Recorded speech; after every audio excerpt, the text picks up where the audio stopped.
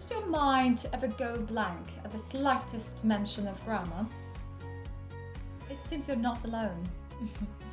Welcome to the Enthu English Podcast in 2024. I know it's been a while. Happy New Year to all my Enthu English listeners. Thank you for being here with me. Before you dive into the episode, it might be helpful for you to know that this episode, along with all the previous ones, is deeply influenced by my growing application of the coaching mindset. I encourage you to listen, think as we move along, and get comfortably uncomfortable in this episode of the Enthu English Podcast. I'm a language coach, Klaudia Łojas. Are you good to go? Okay, let's roll. I'd like to start with one question. How do you feel about grammar? I invite you to take some time now and on a scale of 1 to 10, rate your reaction to how much 3 statements I'm going to read to you describe your learning experience when it comes to grammar. Number 1. Honestly, grammar can be a real buzzkill. Just when I think I've got it, there's always that gotcha moment with some weird exception. By the way, later on the podcast, I'm going to be sharing with you a more empowering way of thinking about grammatical exceptions. So stay with me, listen on. Statement number 2. I'm always paranoid about the grammar police hiding behind the tree. It's like every sentence I make is under surveillance. Can a person just talk without worrying about every grammatical nuance? Statement number 3. Eye rolling at grammar rules is my daily exercise. If I exercise at all, this is my daily exercise. Seriously, who came up with some of these? It's like they're trying to suck the fun out of language. Now that we've had a little chuckle and fun at the quirks of grammar rules, let me share how my personal perspective on grammar changed, transformed over the years. So here's how I shifted my thinking about grammar.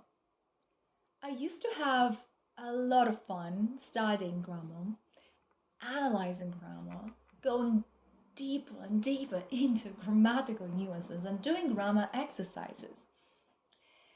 And for the most part, it was definitely beneficial. But sometimes there wasn't much, at least I didn't feel, there was much connection with all the real life interactions I engaged in, unless it was exam related. So what has changed over the past few years? As a lifelong lover and learner of English, I have come to see grammar in a more inspiring way. I have come a long, long way from seeing it as a leg-twisting monster, which I really assume it was, ready to jump out at me from a book, especially course book or grammar book, to a tool for self-expression and relationship building. It has become another empowering tool in my communication toolkit. I have realized that through grammar, I'm able to connect with people and, what's more, on a deeper level, and offer them the space to explore their own thinking through a guided process of coaching, both in my personal and professional life. And I have to admit here in front of you that the language of coaching, the kind of language that we use in coaching and even in self-coaching, can open your eyes to what's going on in grammar, in the grammar of English. It was a turning point for me.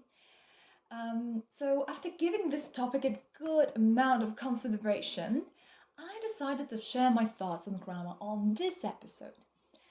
My goal here is to offer you a fresh way of thinking about grammar so you can break free from the dreaded view of grammar that it exists only in exercises, only in exams, and it's all about never-ending rules. I know it might not be immediately obvious from what you've just heard me say, but it can make a whole level of difference when you ask somebody, and here's the example: have you ever wondered if? What a wonderful way to ask someone a question. Why? It's nothing else than grammar serving you at your feet the moment you need it most. To number one, express your curiosity about the person in front of you. 2, encourage their thinking. Or 3, confirm you're listening, you're there, present with them. I hear you, I'm here with you. Now reflect on this question. I've got something for you. Have you ever wondered if you could speak English fluently?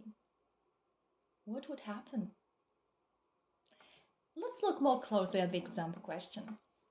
Have you ever wondered if? What happens, or maybe you can think about it first, what happens in this grammatical chunk? Because it's not a complete sentence. What is going on? Well, at least 3 aspects are evident, and we're going to discuss them in a moment. You're listening to the Enthu English Podcast.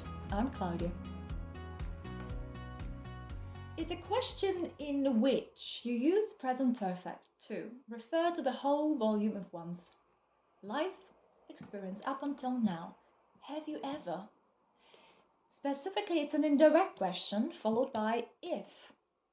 Plus, you can use the second conditional in the second part of the sentence. Have you ever wondered if you could speak English fluently? But again, it all depends. On what? On what the conversation is about, on where the conversation is going, on where you want to take it. It can get you somewhere specific depending on what goal you have in mind. There's a full range of possibilities. And what about this? The use of have you ever wondered makes the question open-ended.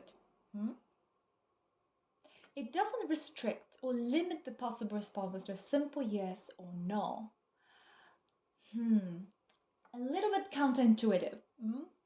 I bet. This type of question, have you ever wondered, encourages the listener to provide more detailed answers, actually, or share personal experiences or express thoughts on the topic. So you see, there are several layers of meaning in this grammatical chunk. See?